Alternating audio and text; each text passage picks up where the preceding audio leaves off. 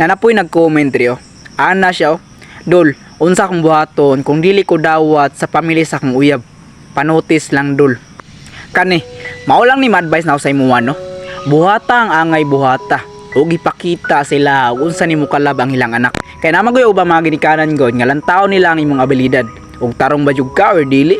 Ug napoy uba mga ginikanan nga sila mismo ang mamili para silang anak. Oo, sakit man nga dili ta dawat sa iyang pamilya. Pero dawaton lang nato ang tanan. Ug ipakita nato kung sa ta ka maayo sa ila.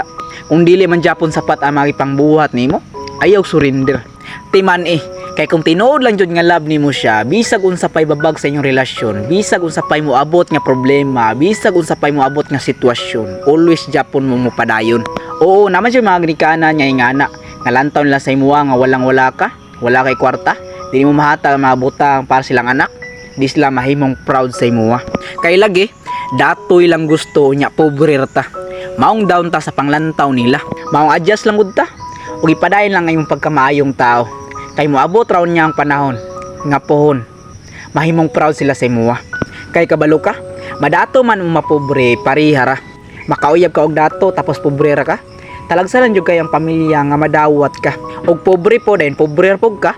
Mangitaon po nila tong adunahan.